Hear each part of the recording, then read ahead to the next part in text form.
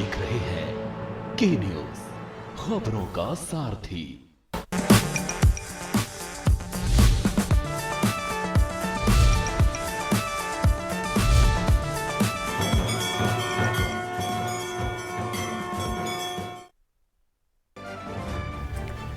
भारतीय सेना को मिले 355 युवा जाबाज अफसर। देहरादून की पासिंग आउट परेड में हुए पास। विदेशी मित्र राष्ट्रों के 39 अफसर भी हुए पास आउट। आचार संहिता खत्म, अटकी योजनाएं अब पकड़ेंगी रफ्तार। मुख्यमंत्री हर विभाग की करेंगे समीक्षा।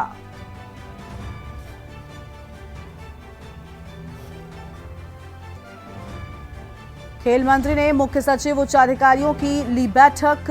प्रथम खेल विश्वविद्यालय के संबंध में बैठक। भूमि हस्तांतरण के महत्वपूर्ण बिंदुओं पर हुई चर्चा। सड़क किनारे घास काट रही महिला हुई बाघ का शिकार। बाघ के हमले में महिला गंभीर रूप से घायल। बाघ से लड़कर बड़ी बहन ने बचाई जान। खाद्य सुरक्षा संवाद कार्यक्रम का आयोजन। खाद्य सुरक्षा एवं औषधि प्रशासन विभाग ने किया आयोजन। कार्यक्रम में खाद्य कारोबारी और खाद्य विशेषज्ञ भी मौजूद रहे। देहरादून में डेंगू की दस्तक। 2 संदिग्ध मरीज दून अस्पताल में भर्ती। स्वास्थ्य महकमा हुआ पूरी तरीके से अलर्ट। आप देख रहे हैं के न्यूज, खबरों का सारथी। नमस्कार, आप देख रहे हैं के न्यूज इंडिया। मैं हूं आपके साथ गरिमा वाजपेयी। देहरादून से खबर आपको बताते हैं, जहां भारतीय सेना में शामिल हुए 355 युवा अफसर। Lieutenant general MV. सुचेंद्र ने परेड की सलामी ली और कैंडिडेट्स के चेडवुड ड्रिल स्क्वायर पर किया कदम ताल।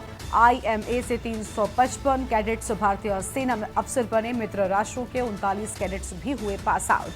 तो ये बड़ी खबर आपको हम बता रहे हैं और तस्वीरें भी, जहां कैडेट्स ने चेडवुड ड्रिल स्क्वायर के तहत यहां पर पूरा कार्यक्रम किया और IMA की ओर से यह बड़ी जानकारी। मित्र राष्ट्रों के 39 कैडेट्स भी इसमें पास आउट हुए हैं। बड़ी जानकारी आपको हम बता रहे हैं। देहरादून से खबर।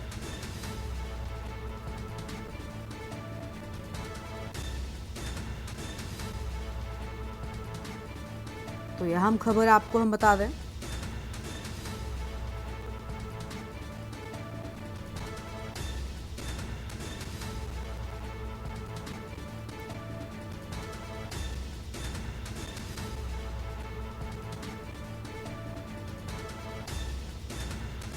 तो यह अहम खबर आपको हम बता रहे हैं। Lieutenant general MV. सुचेंद्र की ओर से अहम जानकारी और उन्होंने सलामी ली है। तो ये बड़ी खबर आपको हम बता रहे हैं। Lieutenant general MV. सुचेंद्र ने ली परेड की सलामी।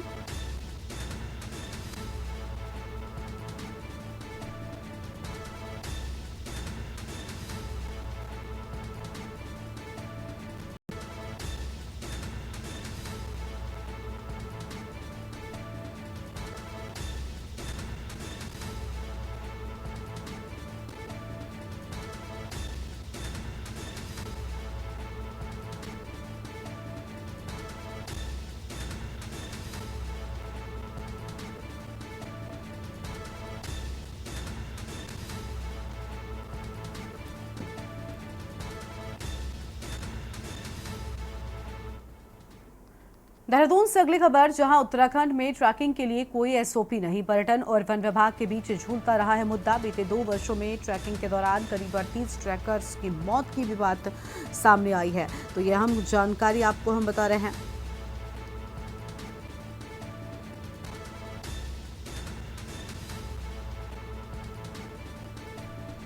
तो फिलहाल ये बड़ी खबर, पर्यटन और वन विभाग के बीच झूलता रहा है मुद्दा।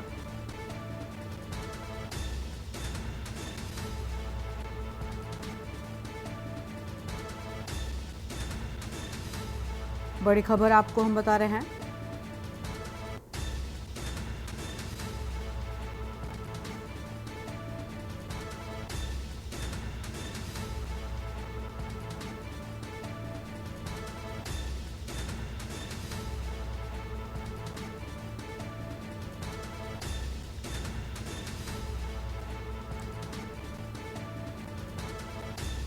मीडिया की पड़ताल में हुआ बड़ा खुलासा।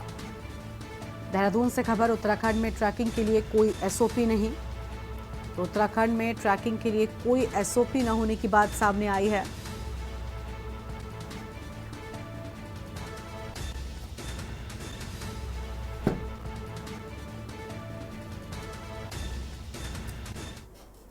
और अगली खबर आपको चमोली से बताते हैं, जहां तपोवन मार्ग पर अनियंत्रित वाहन हुआ दुर्घटनाग्रस्त। सूचना पर एसडीआरएफ टीम रेस्क्यू करने के लिए पहुंची है। तो सूचना पर एसडीआरएफ की टीम रेस्क्यू करने के लिए पहुंची है। फिलहाल ये बड़ी जानकारी आपको हम बता रहे हैं।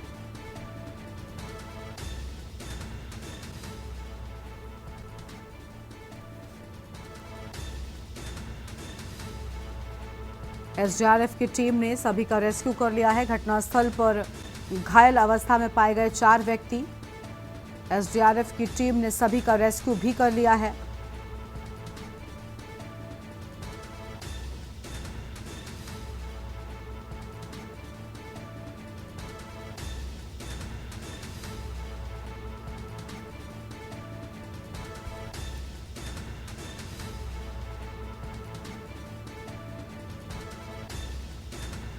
तो एसडीआरएफ की टीम ने सभी का रेस्क्यू कर लिया है। ये बड़ी जानकारी आपको हम बता रहे हैं।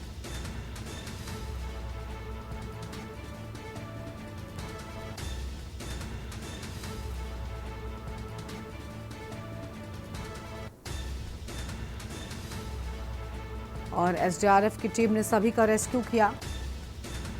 घायलों को एम्बुलेंस के द्वारा अस्पताल भिजवाया गया है।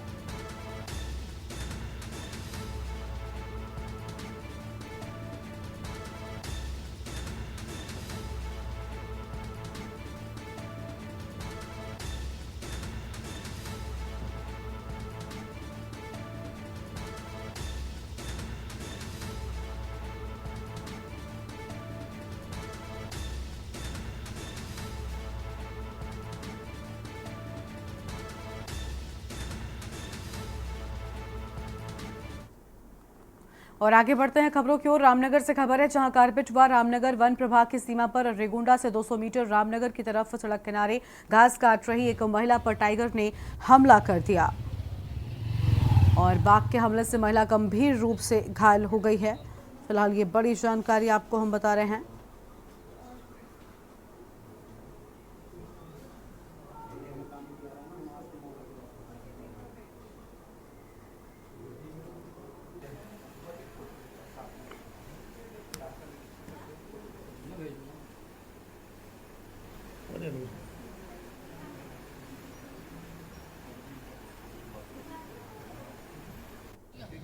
हाँ हाँ दे दूंगा ना फोटो, दे दूंगा, वही वाला है, दे दूंगा।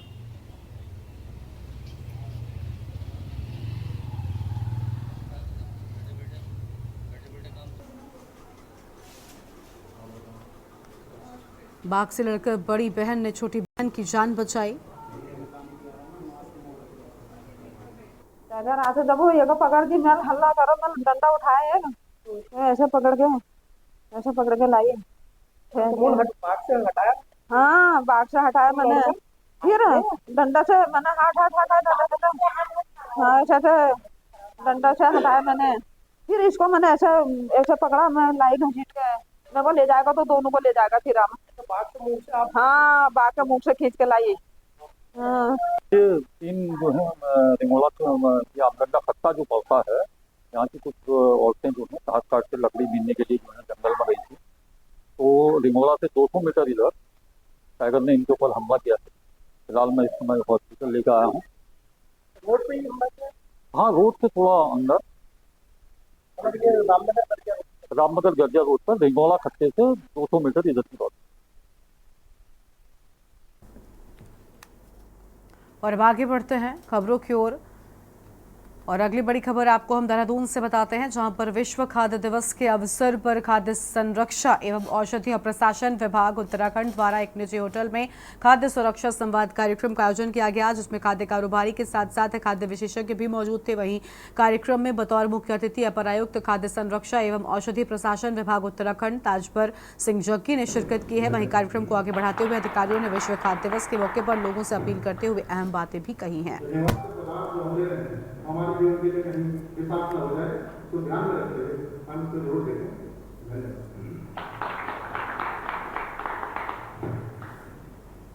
धन्यवाद। पदार्थ जो हो रहे हैं हमारे जीवन के लिए कहीं नहीं, ऐसा नहीं है। हम इसको एक स्तर पर करने की तैयारी कर रहे हैं, जैसे योगा डे मनाते हैं हम उसी तरह से फूड सेफ्टी डे को मनाएंगे आगे भी भविष्य में।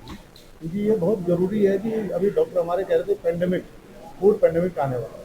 अगर हम अभी इससे अवेयरनेस नहीं हुए तो उसके लिए बहुत ज़रूरी है कि हम सभी लोग इसका प्रचार प्रसार करें और अच्छे से इसको कार्यक्रम को करें और हम लगातार एक कार्रवाई करते रहेंगे।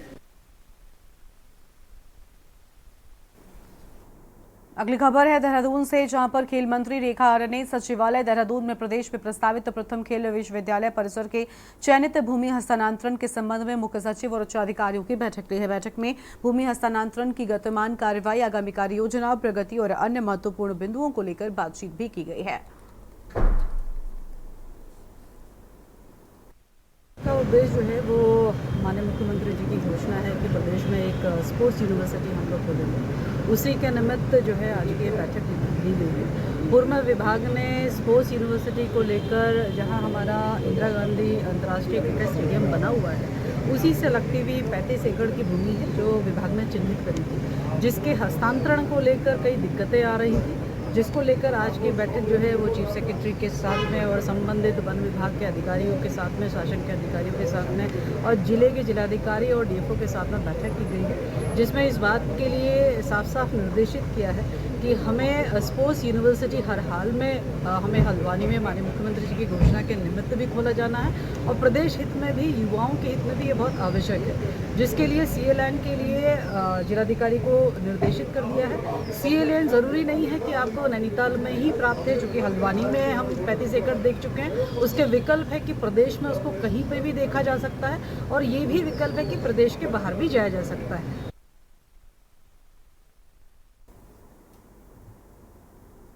अगली खबर देहरादून से, जहां तीसरी बार एनडीए के नेता के तौर पर चुने गए नरेंद्र मोदी फिर एक बार प्रधानमंत्री बनने जा रहे हैं। इसको लेकर सभी भाजपाइयों में खुशी देखी जा रही है। इसको लेकर कैबिनेट मंत्री प्रेमचंद अग्रवाल ने भी अपनी खुशी जाहिर करते हुए नरेंद्र मोदी को बधाई दी। उन्होंने कहा कि 1962 के बाद नरेंद्र मोदी ही एक ऐसे नेता है जो तीसरी बार प्रधानमंत्री पद की शपथ लेंगे। उन्होंने प्रदेश के परफॉर्मेंस को लेकर कहा कि इस बार भी तीसरी बार प्रदेश ने 5 लोकसभा सीटों को प्रधानमंत्री मोदी को समर्पित किया है।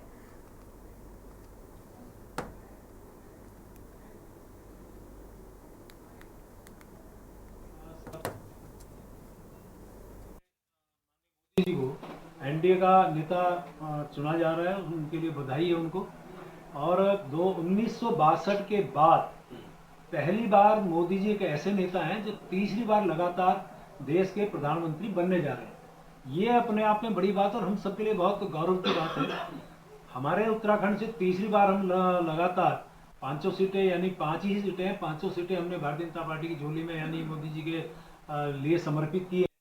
तो हमें उम्मीद है कि हमारे यहाँ से, चूंकि हर बार ही उत्तराखंड से कोई ना कोई प्रतिनिधित्व जो है केंद्रीय मंत्रिमंडल में रहा है, उम्मीद तो हम यहाँ से भी कर रहे हैं। लेकिन आने वाले समय में जिस प्रकार से विषय स्पष्ट होगा तो हम तो चाहेंगे कि हमारे यहाँ से किसी एक, या हम तो कहें 2 मंत्रियों को मिलना चाहिए, नहीं तो कम से कम एक व्यक्ति को तो मंत्री पद मिलना चाहिए। उत्तराखंड में हुए लोकसभा चुनाव के बाद सभी राजनीतिक दलों ने हार जीत पर मंथन शुरू कर दिया है। इस बीच मुख्य विपक्षी दल यानी कि कांग्रेस ने लोकसभा चुनाव परिणामों पर विचार विमर्श के लिए 8 जून को दिल्ली में अहम बैठक बुलाई है। इसमें उत्तराखंड से प्रदेश अध्यक्ष करण माहरा, नेता विपक्ष यशपाल आर्य और कांग्रेस कार्य समिति के सदस्यों को बुलाया गया है। सूत्रों से मिली जानकारी की माने तो उत्तराखंड में लगातार 3 बार लोकसभा चुनाव में कांग्रेस का एक भी प्रत्याशी न जीत पाने से कांग्रेस प्रदेश संगठन पर सवाल खड़े होने लगे हैं। ऐसे में माना जा रहा है कि कांग्रेस हाईकमान बहुत जल्द ही प्रदेश संगठन में बड़ा बदलाव भी कर सकता है।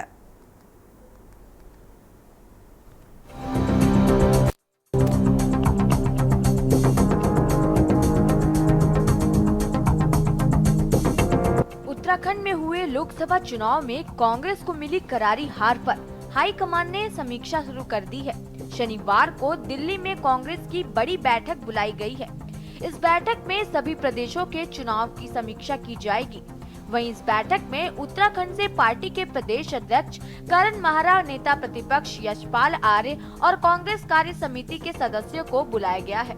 सूत्रों से मिली जानकारी के मुताबिक उत्तराखंड में लगातार 3 बार लोकसभा चुनाव में कांग्रेस का एक भी प्रत्याशी न जीत पाने से कांग्रेस हाईकमान बेहद नाराज है। बैठक में कांग्रेस प्रदेश अध्यक्ष करण माहरा पार्टी के प्रदर्शन की रिपोर्ट सौंपेंगे। वहीं राज्य की 5 सीटों में एक भी प्रत्याशी के न जीत पाने की बड़ी वजह करण माहरा पार्टी के शीर्ष नेताओं के चुनाव न लड़ने को बता रहे हैं। मुझे आज नहीं, मुझे पहले दिन से लग रहा था और मेरे आप लोगों को मैंने बयान भी दिए हैं कि बड़े नेताओं को चुनाव लड़ना चाहिए जिसमें कठिन परिस्थितियां होती हैं और पार्टी को सर्वाधिक ज़रूरत होती है। उस समय मुख्य जो योद्धा है उनको रण में आगे आना चाहिए। जब अच्छा माहौल हो तो हर बड़ा नेता चुनाव लड़ लेता है, लेकिन जब माहौल कठिन हो उस समय परीक्षा की घड़ी होती है। उस समय अगर हमारा जो लड़ाका है, जो योद्धा है, वो चुनाव लड़े तो परिणाम कुछ और होगा। निश्चित रूप से भारतीय जनता पार्टी लगातार 3 टर्म से 5 सीटें जीत रही है। भारतीय जनता पार्टी का नेटवर्क उत्तराखंड के अंदर नीचे गांव तक है और कार्यकर्ता जनता के साथ जुड़ा हुआ, जनता भारतीय जनता पार्टी के साथ जुड़ी हुई है। और कांग्रेस तो अपनी आंतरिक लड़ाई लड़ रही है और वो हर चुनाव के बाद अपना अध्यक्ष बदलते हैं, दूसरा बनाते हैं। ये तो कांग्रेस को फैसला करना वो क्या करती है। देखिए, संभावनाएं तो दिखाई दे रही हैं, क्योंकि जिस प्रकार से उत्तराखंड कांग्रेस में जो हालात रहे चुनाव के समय और उत्तराखंड कांग्रेस लगातार तीसरी बार इस समय 5 सीटें हारी है। वर्तमान में जो प्रदेश अध्यक्ष हैं करण माहरा, इनकी स्थिति इस समय बड़ी विकट रही। एक तो कांग्रेस के वरिष्ठ नेताओं ने इनका बिल्कुल भी साथ नहीं दिया।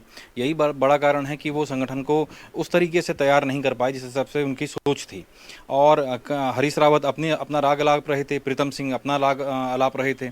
और वहीं जिस तरीके से बीच में भाजपा में चीज़ें निकल करके आई कि लोग लगातार कांग्रेस छोड़ करके भाजपा में ज्वाइन कर रहे थे, सुबह त्यागपत्र दिया और शाम को भाजपा ज्वाइन कर ली। तो ऐसे में पार्टी को जोड़ तोड़ के रखना, और दूसरा राष्ट्रीय संगठन से भी उनको उस तरीके का एक सबल नहीं मिल रहा था जिससे कि वो कुछ कड़े निर्णय ले पाते। तो स्वाभाविक सी बात है कि आप हो सकता है कि केंद्रीय नेतृत्व तो उनको लेकर के कुछ कड़े निर्णय ले या बदलाव देखे।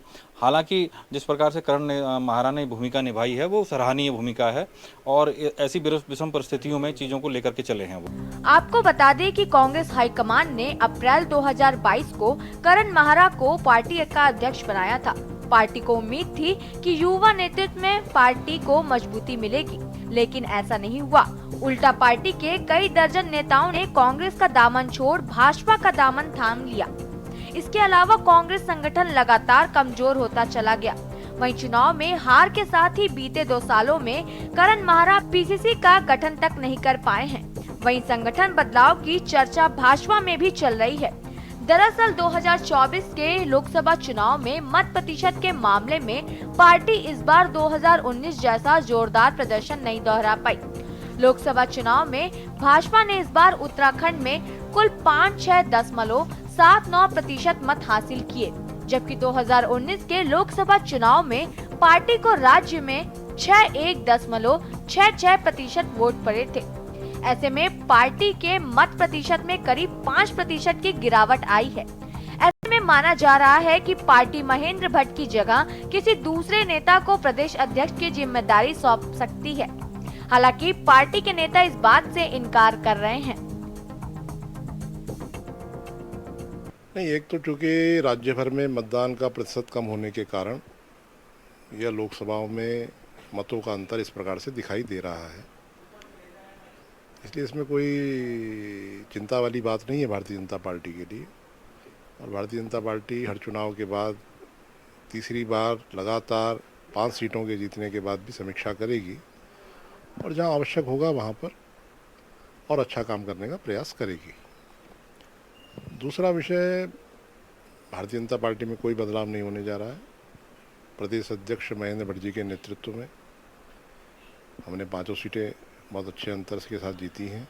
देखिए, लोकसभा चुनाव संपन्न हुए हैं और लोकसभा चुनाव के बाद जो है एक स्वाभाविक समीक्षा हमेशा से होती रही है और इस बार भी जो है कल सीईसी की बैठक दिल्ली में है, तो निश्चित तौर पर जो है आगामी रणनीतियों पर और चुनाव में जो भी प्रदर्शन रहा उस पर सब पर बातचीत होगी। ये कोई नई बात नहीं है और राजनीतिक दलों में ये एक स्वाभाविक प्रक्रिया है। और जहाँ तक आप बदलाव की बात कर रहे हैं, मुझे नहीं लगता कि ऐसी कोई भी परिस्थितियाँ हैं, क्योंकि प्रदेश कांग्रेस कमेटी ने बेहतर प्रदर्शन किया है और 2019 के प्रदर्शन से जो है इस बार का प्रदर्शन बेहतर है और भाजपा की लीड को जो है कम करने का काम किया है। कुल मिलाकर उत्तराखंड में हुए लोकसभा चुनाव के बाद अब जीत हार की समीक्षा शुरू हो गई है। वहीं प्रदेश में लगातार जहां भाजपा जीत की हैट्रिक से खुशी मना रही है, तो वहीं उत्तराखंड में कांग्रेस लगातार तीसरी बार अपना खाता प्रदेश में नहीं खोल पाने से मायूस है। सवाल ये है कि क्या कांग्रेस ऐसी स्थिति में आगामी निकाय और उपचुनाव जीत पाएगी? क्या उत्तराखंड कांग्रेस के वरिष्ठ नेताओं को हार की जिम्मेदारी नहीं लेना चाहिए? देखना होगा कि इस हार से कांग्रेस हाईकमान क्या कुछ बदलाव करता है। Uttarakhand desk report. मां नैना देवी मंदिर के 141वें स्थापना दिवस के मौके पर नैना देवी मंदिर प्रांगण में आज से 9 दिवसीय श्रीमद देवी भागवत कथा का नगर में निकाली गई कलश यात्रा के साथ ही आयोजन शुरू हो गया है। कलश यात्रा में स्थानीय महिलाओं के साथ तिब्बती समुदाय की महिलाएं भी शामिल हुई। मंदिर समिति के सदस्य राजीव लोचन शाह ने कहा कि 15 जून को नैना देवी मंदिर स्थापना दिवस के अवसर पर नगर में कलश यात्रा के लिए निकाली गई, जिसमें स्थानीय महिलाओं ने पारंपरिक वेशभूषा में बढ़ चढ़कर प्रतिभाग किया है।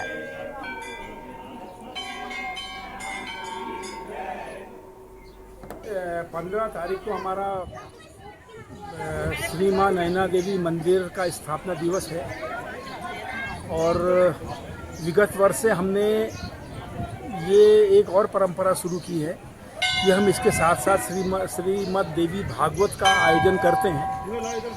तो इस बार 15 जून को श्री मां नैना देवी का स्थापना दिवस है। तो आज से ये 9 दिवसीय जो कार्यक्रम है श्रीमद देवी भागवत का, ये शुरू हो गया है।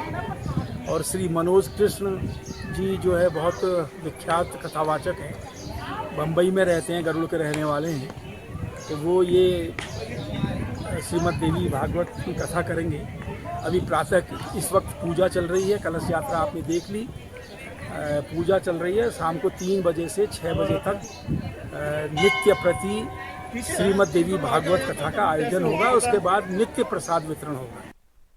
श्री मां नैना देवी मंदिर में एक महिला के द्वारा मंदिर प्रांगण में वीडियो बनाकर उसे वायरल करने का संज्ञान लेते हुए मंदिर प्रशासन ने मंदिर में रील बनाने पर रोक लगा दी है। रोक लगाने के साथ ही मंदिर ट्रस्ट ने मां नैना देवी मंदिर में आने वाले सभी श्रद्धालुओं से यहाँ की मर्यादाओं का ध्यान रखते हुए मंदिर में मर्यादित कपड़ों को लेकर प्रवेश करने की बात कही और अनावश्यक शोरगुल न करे तथा किसी प्रकार की वीडियो आदि न बनाने का आग्रह भी किया गया है।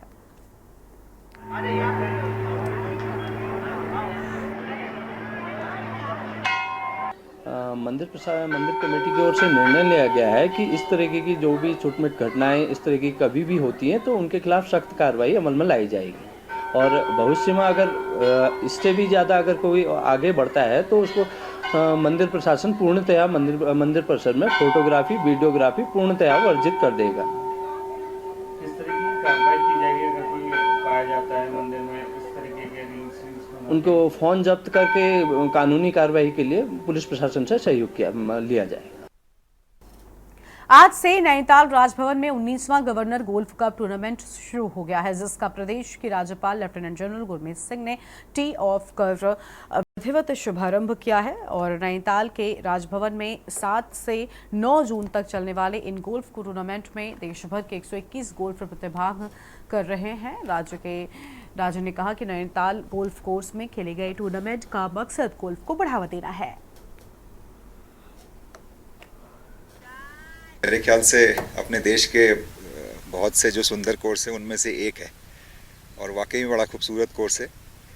टफ है, चैलेंजिंग है, क्योंकि काफ़ी पहाड़ या ऊपर नीचे बॉल जाती रहती है आपकी, तो आपको थोड़ा प्लान करके इस कोर्स में खेलना पड़ता है। गोल्फ की इस गेम में प्राकृतिक के इस सुंदर जगह में और इतनी सुंदर नैनीताल की जगह के अंदर में एक यूथफुल एक्टिविटी शुरू करने आए हैं। पूरे विश्व को, पूरे भारत को निमंत्रण देना चाहता हूँ, इनवाइट करना चाहता हूँ कि आइए इस सुंदर देवभूमि उत्तराखंड और इतने सुंदर जगह नैनीताल और उसके जो गोल्फ कोर्स है इसमें आकर खेल का, प्राकृतिक का और एक यूथफुलनेस का लुत्फ लीजिए। गेम्स के हिसाब से ये गोल्फ कोर्स बहुत सीनिक है, पर जब खेलने पे आता है तो थोड़े चैलेंजेस ज़्यादा बढ़ जाते हैं। यहाँ पे a good shot can go wrong. आपका बहुत लक चाहिए, साथ में गेम तो चाहिए ही है, प्रैक्टिस एंड बहुत सारा लक इस कोर्स पे खेलने के लिए। अदरवाइज बहुत सुंदर है। मतलब इतनी हाइट पे इतना अच्छा कोर्स मेंटेन करना काफ़ी मुश्किल बात है, तो आई अप्रिशिएट गोल्फ कोर्स वालों को कि इतना अच्छा मेंटेन कर रखा है। कुछ भी हो, ये कोर्स मैं हर साल खेलने आता ही आता हूँ। मेरे को 4-5 साल हो गए हैं आते। प्रदेश में फिलहाल भीषण गर्मी का दौर जारी है, लेकिन जल्दी ही मानसून आने की स्थिति बन रही है। इसको लेकर मौसम विज्ञान केंद्र ने निरीक्षक डॉक्टर विक्रम सिंह ने कहा कि सामान्य तौर पर 20 से 25 जून को प्रदेश में मानसून आ जाता है। फिलहाल केरल में आने के बाद मानसून की रफ्तार सामान्य हो गई है, जो कि अपने प्रदेश में अपने समय पर आने की संभावना है। हमारी वो 20 से लेकर 25 के बीच में होता है जून में। तो अभी जो सामान्य है उसकी गति है, उसी से वो चल रहा है और सामान्य उस पर ही जो है करीब करीब केरला में वो आया था। तो यही लग रहा है कि यहाँ पे जो 20 के बाद ही जो है जो मानसून की एक्टिविटी की शुरुआत जो है वो मिलनी चाहिए।